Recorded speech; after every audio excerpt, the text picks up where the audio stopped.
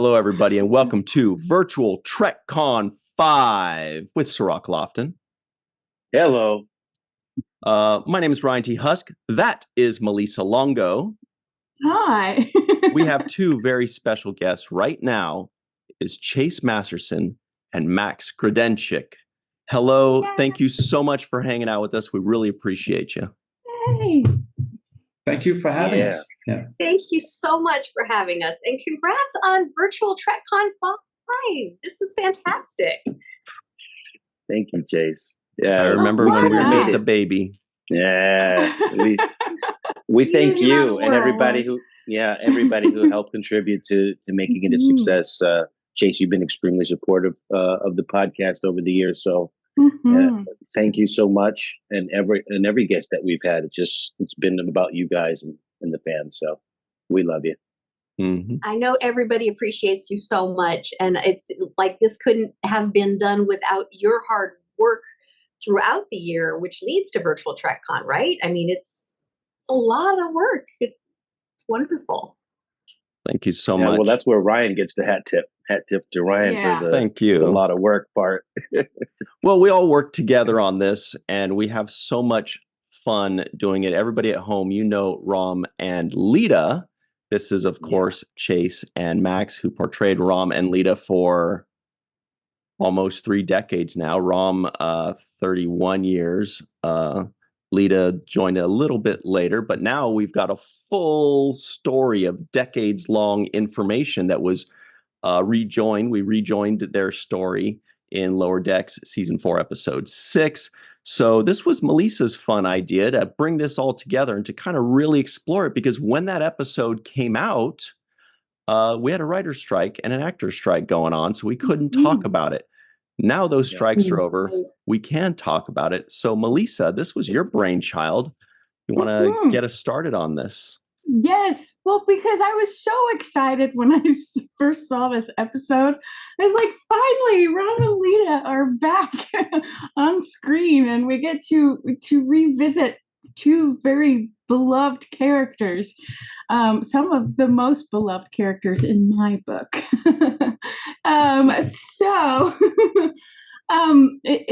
don't know how long it's been for you since first getting the call to say, hey, we want Rom and Leeta back. So how did that come about? I have, nothing to do with this, but it says this meeting is being recorded. Can I hit the got it button and it'll... Yes, the blue Ryan one. Husk. Yeah. No, whose face is... Sirach's face is not visible. The blue one. What? Oh. Yeah, no, hold on. But click got it. And there you are. There you are. There you are. Oh. Nailed it. That's the ship's engineer right there.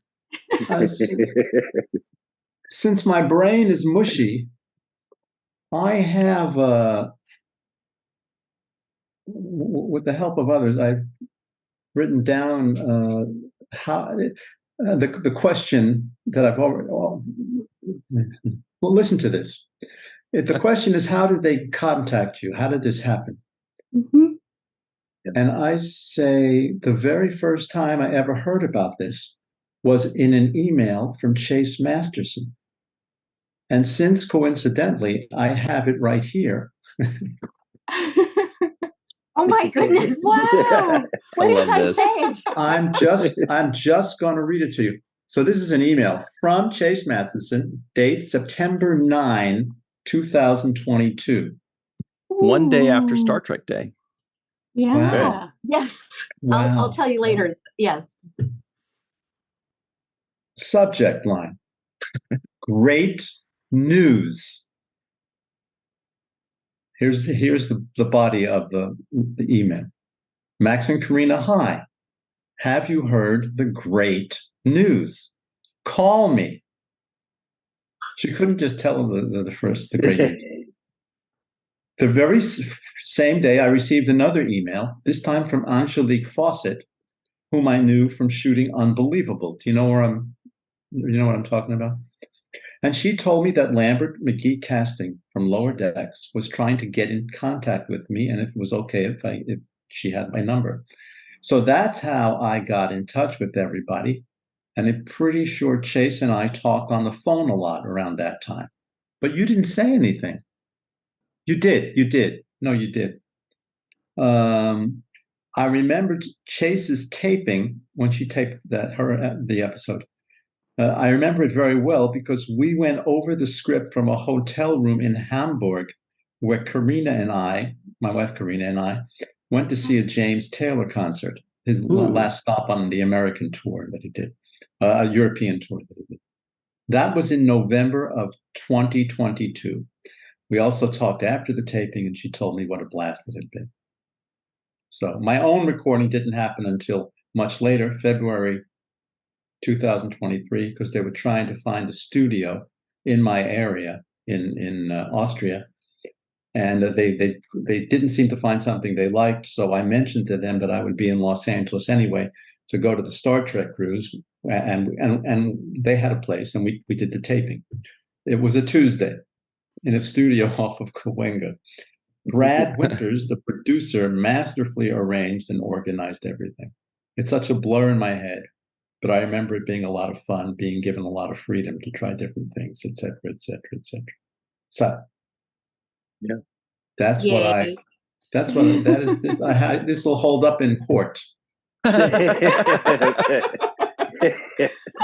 brought the evidence. Exhibit A. Did I answer the question? How? Yeah, I think you did. But Chase has some follow up though. She's been absolutely. September 9th. But I have to add something. Well, I should let you speak, but I'm going to add something. I jumped out of my head. Sorry. Go ahead. Okay, well, I'll just tell you it as I know it, okay? So it was Star Trek Day 2021, and we were at the Skirball, and I was just, jumping around saying hi to people, and I went up and just hadn't met this bunch of people, and I said, "Hi, I'm Chase. What's your name?" And Mike McMahon was there, and he said, "Hi, Chase. We met about 10, maybe 12 years ago." And he said that I do remember this now that he said it, but this is exactly how it happened with my understanding of it. So he said, "We met about 10 years ago and you were on your way to a Bill Prady party at San Diego Comic-Con." And he said, "We were walking along and we said, we'd love to go to that party." And I said, "Well, come in with me." And so he said, he was just an assistant at the time, and he got to go into the Bill Prady party. And so he said, "One of these days, I'm going to do her a favor." and Nice. He said, "I'm going to cast her in something." And at that point, he was doing, a lot of other shows. But I'm really glad that it lined up for this. So that's when he told me on Star Trek Day 2021 that we're gonna put you in. And I'm not saying that this is why. I'm just saying that it worked out nicely and conveniently and serendipitously. That's what he told me. And so it was a year later at Star Trek Day where I was like, hasn't happened yet. Should I say hello? Was he just saying that? And so anyway, I not that he wouldn't have, you know what I'm saying, but then he said, "We're writing you guys in. We're writing Max in as obviously as the Grand Nagus, and it's a really funny thing. And he's got a baseball." And I was like, "What?" And he told me a little bit about it, but it happened not long after that. Is that weird? Yeah. No, it's great. that's perfectly logical. And it actually explains, a lot about you, Chase, because you have such good character and you're such a nice person that your sweetness and generosity paid forward in good karma years later. Thank you. I didn't mean it like that. I mean, really, the whole moral of the story is let the assistants into the parties. Be nice to the assistants. Well, be nice to people. And that's be nice to people. Be nice to everybody. Yeah, be nice. And Mike is such a lovely, true blue, amazing Trek person. He was already a huge fan of Max and everybody. He knows his Trek, you know, obviously from watching the show, everyone can tell that. So anyway, that's how it played out for me. One correction. You said that he mentioned something about doing you a favor, but really he did all of Star Trek fandom a favor by including Rom and Leeta so that we can get, I wouldn't call it closure, but it's a revisiting of, by the way, a couple that is currently a finalist in the Star Trek all-time best power couple for the 2024 Lappy Awards, by the way. They are, the two of you are finalists for real? Yep, the best power couple ever in Star Trek history. Wow. But it's so cool that you were revisited for this so that we could see, because that's all Deep Space Nine fans want.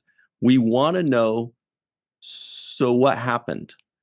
You know, what happened to the Cisco? Where's Jake? What happened to Leeta and Rom? What's Quark up to? How many things does he own by now? You know, and so we got that. Do you remember, Chase or Max, when you saw that script and, you know, did you think this is great? This works, this fits, it's funny, I'm happy with it. By the way, everybody, we're talking about this Lower Decks episode. If you didn't see it, you should. But here you are both in all of your glory. Grand Negus Rom and First Clerk Leeta. You guys are amazing. So fun. Fantastic. Yes. Worked so well together. But do you remember anything about the script, about it jumping out and thinking like, hey, this is a great fit. This really works?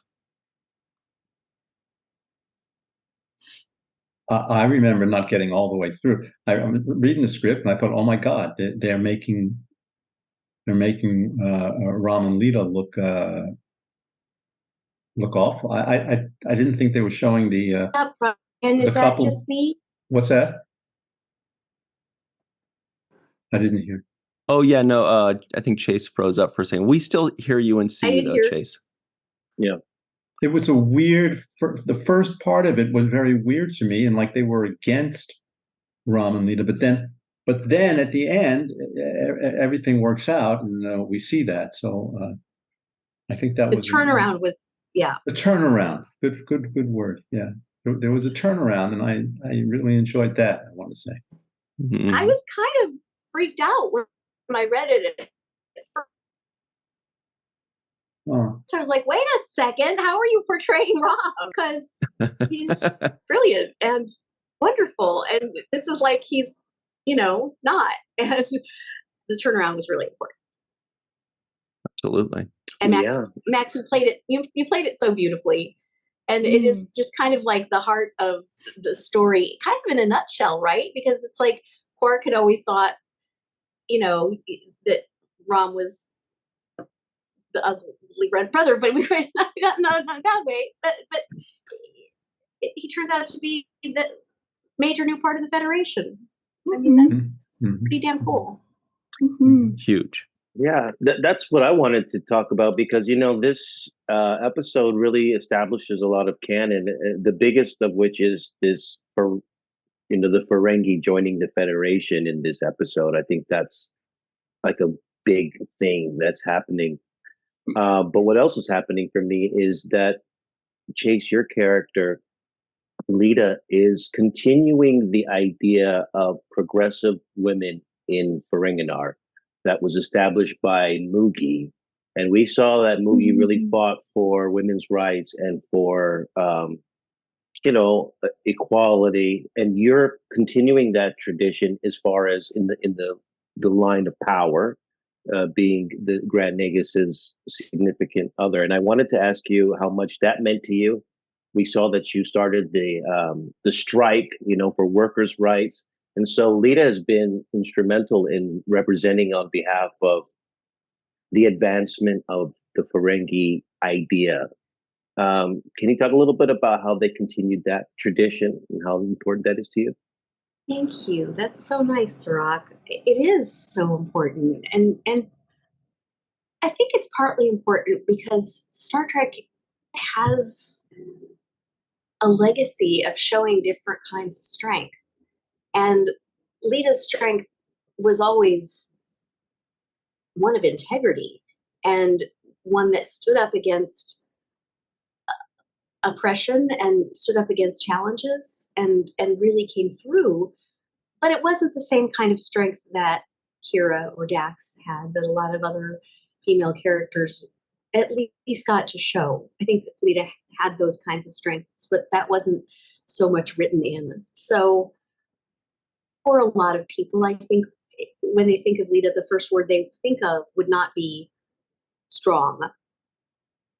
And I like that this is so strong. I love that Leeta was able and willing to take this whole thing and make sure we got the respect that we need and the, just all the deal points on the table, and that Rom and Leeta were in, obviously still in love and in cahoots and able to come up with this scheme, this plan that was actually way smarter than a lot of other characters might have done. And, and it worked. And it's really just nice to see different types of strength honored, because not all women have the type of strength that a lot of these strong women characters have. A lot of women have just a different kind of strength. And I think Leeta is one of them. And I was happy that they portrayed that they showed that. Sorry, I'm going on. Yeah, that's huge. I think all of Star Trek fandom wanted to jump on that too, because there are so many different kinds of strength. And I think we're finally getting past the notion that a strong female character or a strong character in general has to be somebody with a gun or with giant muscles or with a furrowed brow.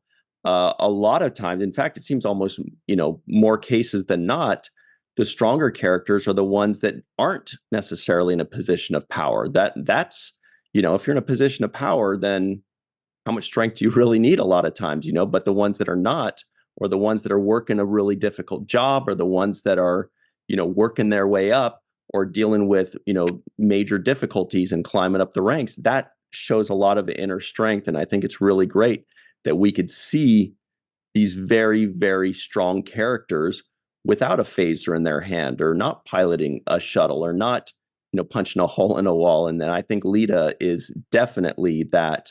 So I'm very glad you brought that up. Sorry, Melissa, I think you were saying something.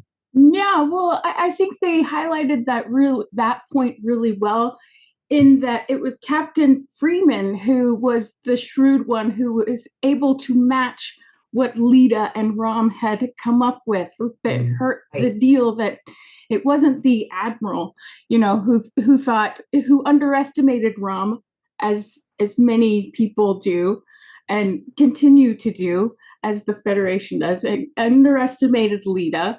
And it was Captain Carol Freeman, who was the one who was like, oh, no, we're dealing with the Ferengis. We should, negotiate in the way that they do. So that I think they did that really well. A great point, Lisa. And also, just to, if I may say, same with Rom. Rom is the sexiest, most fun, loveliest, most powerful. And I'm not just saying this as Leeta. I mean, it's just what you brought to Rom was so like the hottest guy on the show. It really was. Sweet, endearing. Yeah. He brought layers to Ferengi that we've never seen before. Just the softness that you bring, the compassion, the empathy. These are things that we don't really see in Ferengi. And Max, you've done a great job of bringing that to Rom's character. You think outside of just the Ferengi. You think about the totality of the connection between beings in this case, and I think that's what's really great about you. I want to ask you about Max, recording this, the actual physical recording of this episode. Did you fly in from Austria and record in the soundstage here in the States? Did you patch in your performance on the phone or from a studio near you? How did you actually physically do the recording for this? Good question. It was I they asked me. They told me, we'll record here for you. The Austrians, we'll record the Austrians. The Star Trek people said, we'll record wherever you want. I said, well, how could you do that? I said, we have relationships all over the world. We can record anything you want. Then a few months passed, and it kind of, I never got that clear. I don't think they could record wherever they wanted. They were looking. They said, we're still looking for a place to record, and they liked this place in Los Angeles.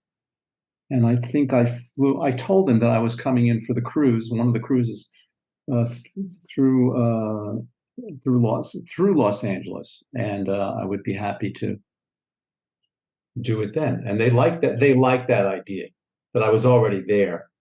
So that's really what happened from my perspective. And then we did. Then we did the shooting, and that was the taping, and that was wow. They were very, very, very good guys, and they allowed me to do so many things. And yeah. So it was I enjoyed it. I'm not good on TV or film. Things are tough because I never have gotten used to the camera. I've just never gotten used to it. I'll live to be 300 and I won't be used to the camera. And they'll say, move your head 2 inches this way so we get the shadow off of here. I can't do it. But this voiceover thing, man, there's no 2 inches. That you do whatever you want. And they say, well, a little too much salt and a little more pepper. Okay, it was a good day. Can you tell us what that means about the little less salt and a little more pepper? No, they don't really say that. Damn it! I thought that was such a great insider thing. I was like, does that mean a little less sass and a little more frass? I don't know what's going on. Well, I wanted to ask you, Rom or Max, what surprised you about Rom's evolution and revisiting him again? What are you referring to? The 7 years on DS9, where he started out under his brother's thumb and ended up the Grand Nagus of the Ferengi? Yeah, and then seeing him again in this new episode. Melissa, I was great, wasn't I? You were great. You were great. That move up for Rom was. The writers did that. The writers were the greatest, led by our Stephen Bear, and people whose names I'm only forgetting because I'm nervous. But it's the writing. To me, it's the writing. It's the way they wrote it. I think I did that. I came in for one of the first couple of episodes, and they liked where I was going with it, and I just think they kept that line going, and it got better and better for them, and so they kept it. And what was the other? Well, about in the episode in the what's the name of the episode we're dealing with? It's on the tip of my tongue. The Kurt episode? Lower Decks. Yeah. Lower Decks. The Lower Decks. Am I answering Heart Place. My question help you with the Lower Decks as well? Well, I was asking more what surprised you about revisiting him in the Lower Decks episode. Did you feel like it was a satisfying continuation, or do you want to see more? I want to see more, but do you want to see more? To be honest, I think every actor wants to see more of themselves in front of the camera and behind the front of the camera. So it was like a dream come true. I have another. I have another shot at exploring this character. It was incredible. What a nice thing. really nice thing. And I tried to do a good job, but it was yes, it was a big deal to. I know it's a big deal to the fans, or I think it's a big deal to the fans. It was a big deal to me, and I have a little tear coming out of my eyes. So thank you. Thank you for the question. Watching this made me think. This is a complete hypothetical, but it just made me think about your character, Rom and Leeta. Chase, would you think that if later on at some point that Rom and Leeta would have children of their own? Is that something that you ever gave some consideration to? It would certainly be wonderful. I heard that we did have a baby in one of the novels. Oh. And I mean, just at face value, what would that be like? Like cleavage with ears? I just don't know. It's the line of the day. Yeah, but very smart. Very smart. Very smart, yes. Yes. Yeah, because that's one thing that kind of crossed my mind as I was watching this episode. I was thinking, would they have, had a kid together and start to build a family, or maybe the responsibility of, Negus was too much for, responsibility for you guys to focus on that. I just, something that came into my head watching the episode. It sure would have been fun. And obviously, like Max says, it's every actor wants to have more fun, more to do. But can I just jump in and say, we did have such amazing writers, and it's something that we can't possibly emphasize enough. I mean, people say, how was that arc for you? And it's always that we didn't write this. And huge honor and respect to those guys. And they should be the ones that, that you're asking for the autograph or the, chance to have lunch with or whatever. I mean, these guys are so brilliant and lovely in their hearts. But also, can I just say, I'm sorry if I'm going on.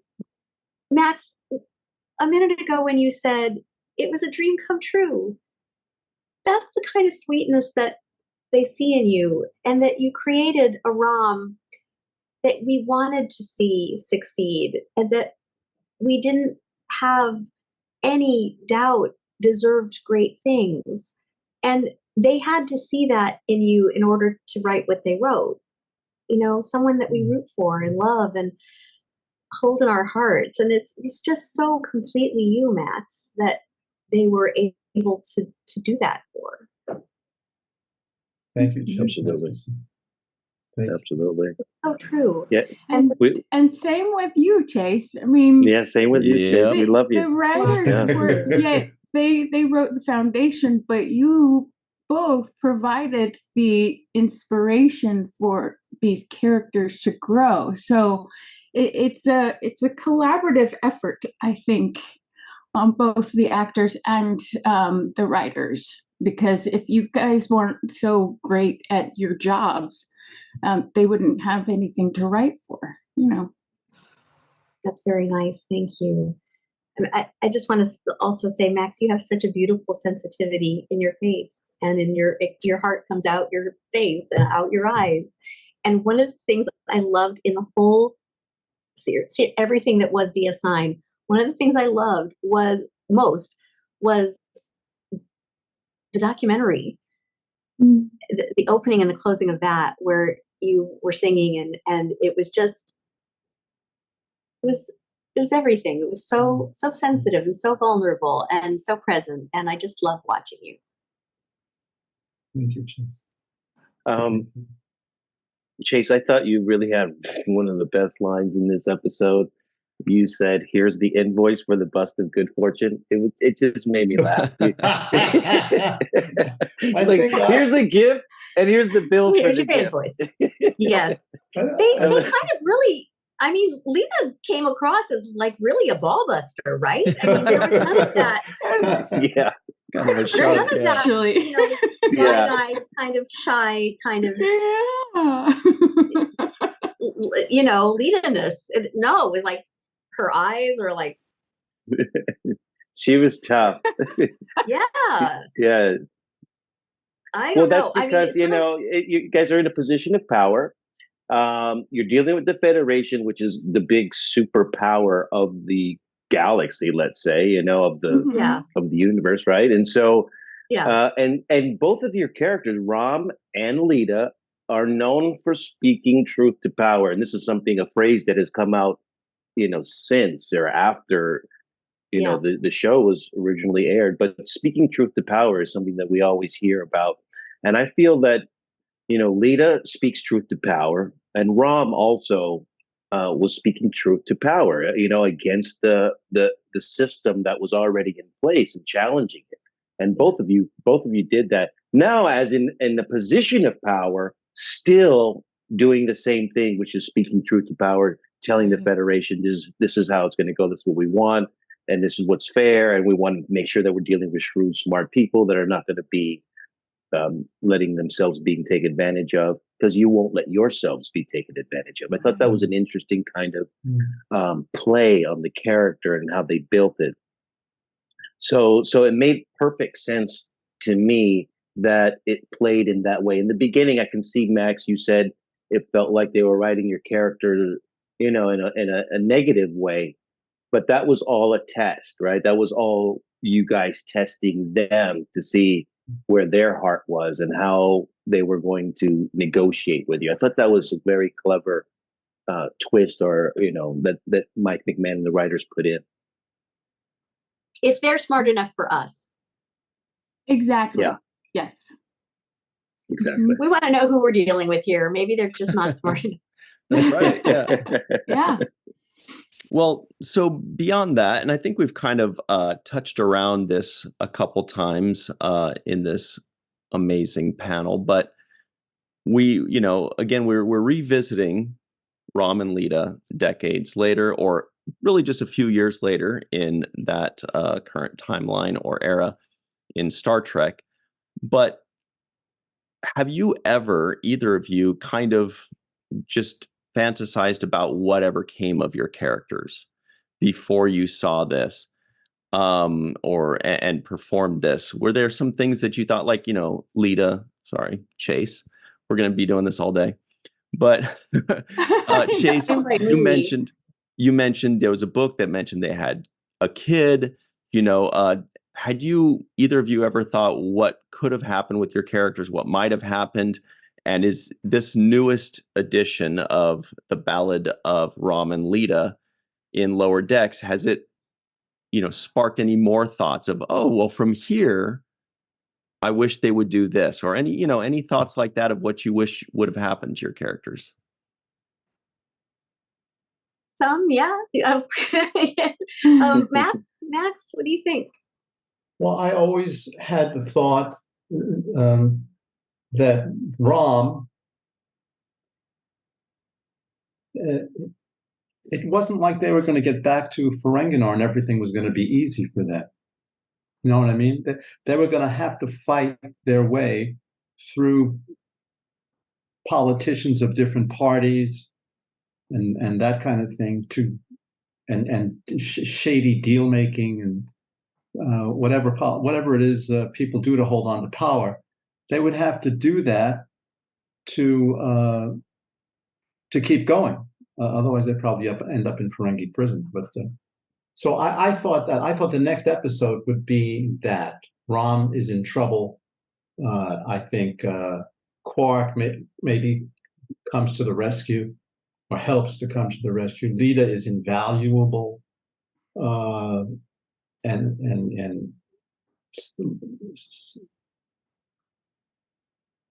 they fight. There have to be a couple episodes at least of fighting. Maybe it's a whole season. Mm-hmm. Especially if I'm still playing the character. So that's what I thought. That's where my mind went. Yeah, That's gone. that makes sense. Yeah.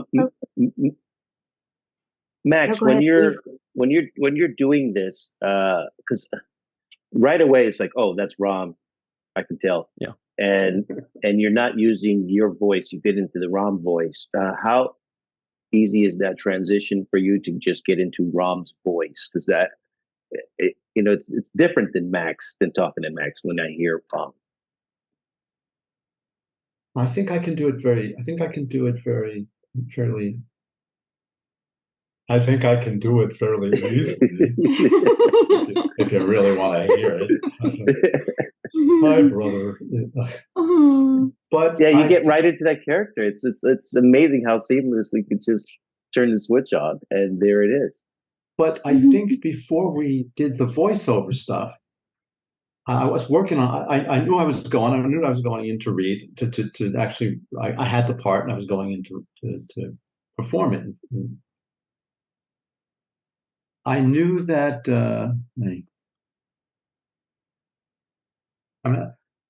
Some people have bad long-term memory, and I have bad short-term memory. Well, you were going to say about how you were able to switch the voice on when you were going into reading. Because well, I started talking like that. Max, you always this voice. What I was going to say is this voice, the Rom voice, was not as good when I was rehearsing. I think the older I get, so I'm down here somewhere, and I felt I was up here more than down here, and it bothered me. It bothered me. I think I went home to Karina and said, "Listen to this. This is as low as I can go." And she just waved it off like it was all my imagination. But now I feel okay about. Right now I feel maybe I was wrong, but I could have sworn that my voice dropped like 2 notes. But yeah, pretty. I've had a lot of experience with that voice. So. We love it. We love all of it. And what were you saying, Chase?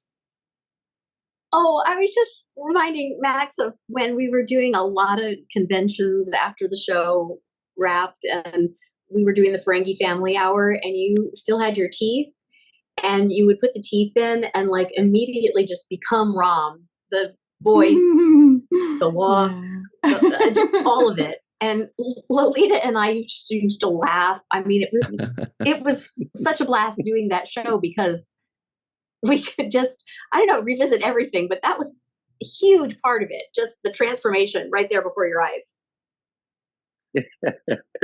Chase, do you remember working with Don Lewis in this episode with Captain Freeman, or were you guys recording separately? We did record separately, but my gosh, I never met her, but I would love to. I mean, she's so great. I love her on this show. I love what they did with her. I love that she is her, all of it. Yeah. It's a pretty brilliant show in every way, isn't it? Also, I don't know, all the other characters, the mother-daughter relationship I love. The fact that she's just this hopeless rebel and always screwing up and doing ridiculous things, but she's still a hero, and it's just wonderful. And the chemistry that you guys are able to pull off recording these segments separately. Because when I'm watching it, it feels like you were all in the room together, the admiral, the captain. It feels like you're all in the room together, bouncing off of each other like you would do in on a reading or a rehearsal. But you guys are recording separately, and the way it's seamlessly put together, even the sound quality doesn't sound like it's been recorded at different times. It's mixed together so well.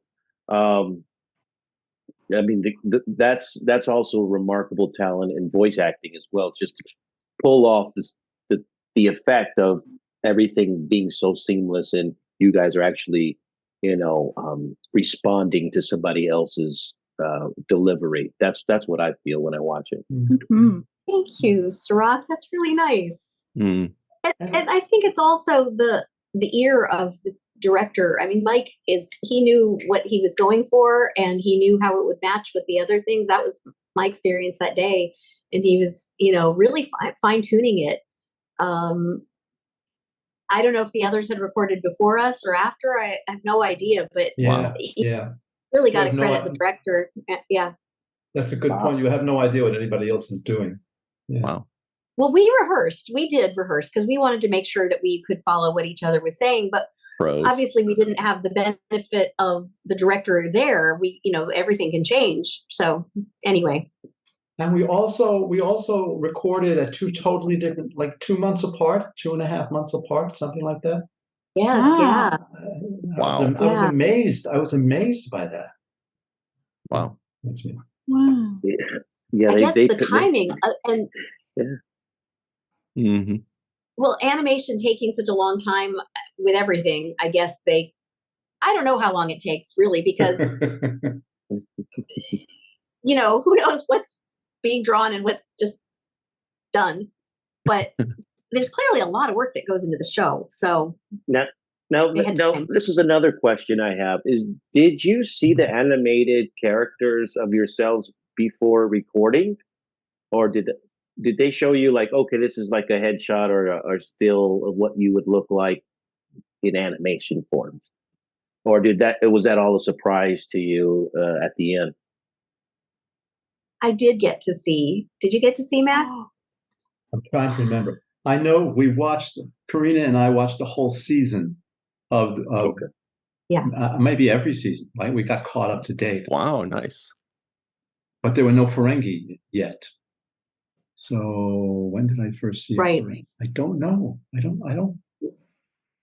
This part I don't was in remember. one. What's that? Quark was in one of the episodes. Right, and went to visit Deep Space Station. Yeah. Yeah. And who else? You said Armin. Yeah. We need Jake. Yeah. We need Jake. And I have another question for you guys before we go. I know we're running short on time. Ryan's ready to roll us out, but I have another question. Do you have headshots of your animated self that you can bring to the conventions? That's another thing that we have to get Mike McMahon on if it doesn't exist. That's a already. Great question. I got them across the table even before all of the stuff I'm saying, we're just so like beyond like amazed and grateful and tickled and honored and in love with the fans that they do this. But I got them before the episode came out even. Wow. It was so sweet. They printed them from some screenshot or something, and they have them already. Wow. Get ready, Max. No, I have not. It's a still shot of the moving picture, moving animated thing. Wow. Wow, yeah. And it's like an 8x10, and people are going to sign that kind of thing. They have them for you. They have them for you. We got to get Max his headshot, his animated headshot. With the ball. With the ball. With the ball. And when I saw that ball, I was thinking, did Max take the ball at the end of Deep Space Nine? Was it Rom that took it? That ball was missing Cisco's ball. I was thinking, did Rom get it? That's a little, myth right there. We'll start that rumor. Right. Well, all those Easter eggs. That baseball on Cisco's desk. Yeah. Yes. It was an adorable love letter to the show, to Rom and Leeta, to baseball. It was just, and they put so many things into that brief exchange and had us coming out on top. Yeah. And even Michael Piller. Even Michael Piller, who introduced baseball to Star Trek. Mm-hmm. Yeah. They fit so much in such a clever way. It's just, they're brilliant people. I just want to say one thing. If anybody out there was feeling like, oh, Leeta's a bitch now, I feel ya, because the way she's drawn and the eyes are very. I already did that, but I just want to say I totally get it and I totally feel you, and I think that's very much the style of Lower Decks in a lot of ways, and the style of a lot of animation these days. So, but I'm sure later Leeta was really nice. She had to be a shark. That's what she was there for. She had to be the shark. Yeah. It was a role. It was a role. And in your defense, Chase, I feel like Leeta was protecting Rom. That's how I felt like it was more like, this is, I'm going to protect Rom. I'm the first line of defense or the last line of defense before you get to the Grand Nagus. So I'm going to be the one that's, really protective. And I felt it was justified. I didn't feel like it was just you being an out of place, mean spirited person. Okay. It felt like no, not mean stir, just savvy. No. No, yeah, but it was sort of reminiscent of Bar Association when everyone went on strike at Quarks. It just meant that you meant business. It didn't mean that you were being a bitch. Well, that's a very good point. Thank you, Melissa. That's a good point, because a lot of times when women are savvy in business, they're seen as a bitch, and we can't have that. It has to be like we get to use our voices. I just think there was an edge to Leeta that a lot of people weren't expecting, which is fine. Everybody has all aspects. Anyway, I didn't mean to go off on it, but it's totally those eyes. We next time we draw her, have a little bit brighter, pretty eyes. just really like, yeah, nice. Those eyes. Anyway, they are. Yeah. Like not budging. We are not amused. She's ready to go on for the kill there. But those look like, to me, they look like sexy eyes. Like she's got, hello. That's kind, Melissa. Anyway. So yeah, we do only have a couple minutes left here, but on the subject of headshots, both of you have some upcoming events. I believe you're both going to be on the cruise very soon after this virtual TrekCon 5. I believe Max is also going to be in Star Trek San Francisco, Trek to San Francisco in March. Yes. You guys have anything to tease about what's going to be coming up? Do you have any special shows, or you're going to be, Max, you're going to be signing cartoon ROM autographs? No, but you're right. Yes, correct. Creation Entertainment. Can I say Creation Entertainment? Yeah. They're having a convention in San Francisco by the airport. And what was the other thing? The cruise thing. Yeah, 6 days, 7 days, whatever it is. Yeah. Going to starting out of Miami. So Chase, I know you're going to have your headshots, your new headshots, right? I will have those Leeta shots. And yes. And as I mentioned, I was not invited to Star Trek San Francisco. Yet. No. Not yet. Good point. Not yet. No, I couldn't go now. I had plans. But I will be in San Francisco. The reason I mentioned it is I will be in San Francisco on May 4th. If anybody out there is a San Francisco person or might want to come, it's a really wonderful benefit that I'm helping a friend do. It's for children with cleft palates, and all over the world, it's a very major issue. And so she is a CEO for a place called Alliance for Smiles. So I'll be there on May the 4th. If anybody wants to come out, we'll hang out, we'll party, we'll smile, we'll raise money for people, and that'll be fun. May 4th. Oh, wow. Yeah. May 4th. Let me pull that up where the events are. Do you know exactly where it's going to take place? I do. Thank you. It's at the Hotel Nico in San Francisco. Got it. Anyway, thank you for, we're all on social. We're all talking about our stuff. Yeah. Absolutely. Thank you. So that's May 4th, San Francisco. And what was the hotel again? Hotel Nico. Got it. Thanks very much. Thank you. Well, everybody, before we go, we'd be remiss if we didn't point out Melissa's shirt. Have you seen the Ferengi family shirt she's wearing? Check this out. The whole family's there. There's Quark, Nog, Rom and Leeta. The cutest. And Zeki. There you guys are all right in the middle. Family. But Rom and Leeta are right in the middle. Very sweet. And yay, also Nog. Want to do always Nog, yeah. And I want to do a plug for Max too as well that he may know about, but he's got the Rat Pack album, which is going to be coming out. If I'm not mistaken, it will be available at some point, maybe in San Francisco. But definitely.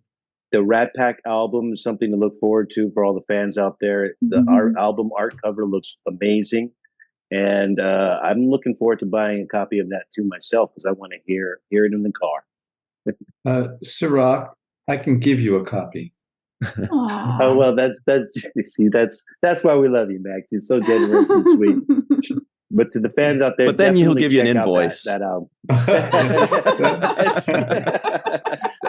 It's yeah. That'll be great. We got to bring you on next time, Max, and talk about recording that album. I want to hear a little bit about that too one of these days, because you do such a with the Rat Pack. So yeah, congratulations on that, and for the fans out there, look forward to getting a copy of that as well. Oh, thank you so much, Sirach. Yeah, for me Congrats, personally, Max. at Star Trek Las Vegas, the Rat Pack is the highlight of every year. It is. It's just the best thing. So much fun. It's amazing. So thanks for doing that, Max. Everybody, that album's coming out very soon. It's basically done. It will be available where the Rat Pack plays, concerts and shows at conventions where the Rat Pack plays. Please also support what Chase is doing May 4th. Some people call it Star Wars Day. We call it Do the Right Thing Day, and definitely go support that and follow her on social media for all that information. I'm sure she'll keep us up to date on that. Thank you so Max and Chase, this has been so cool. We always love revisiting with you. We're so happy your characters have come back up. We're so happy that you're so active. Chase, oh my God, you're so active in the community and you do so much amazing, great, beautiful, important stuff. Before we go, can you just plug a little bit about the coalition? Well, that's so nice. Thank you. I wasn't intending to. The coalition is really growing, and I want to say I will never forget the support the Star Trek fans gave us. You may know it as Pop Culture Hero Coalition. Our program is called The Heroic Journey Mental Health, using characters from stories we love to teach crucial skills.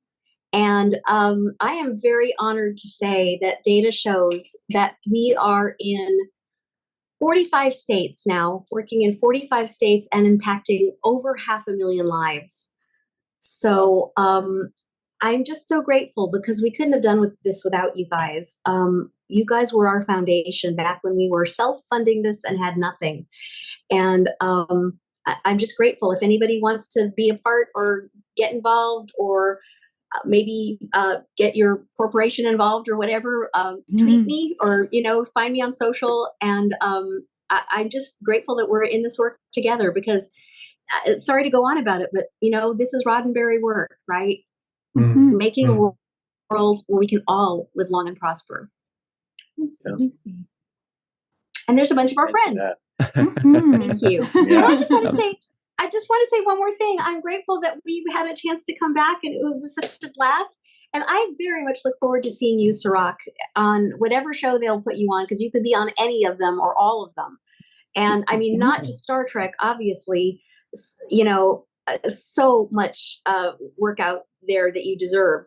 But definitely Star Trek. I mean, you'd fit so well in. So Groundswell, we need to be talking about this, yes, right? of course. Right? Oh, I mean, you're so everybody sweet. out there, raise your hand, say it on social media. Yep. I think Sirach would be a perfect choice for Strange New Worlds and any Star Trek that's ahead. It just makes sense, right? Any of them. Absolutely. It makes perfect sense. He's going to be the first person to be in all of them. It's going to be amazing. Right. Yeah, right now. From your mouth to God's ears, as they say, It really should. I'm shocked it hasn't happened sooner, but I think it will. And I think, we just need to start making some noise about it.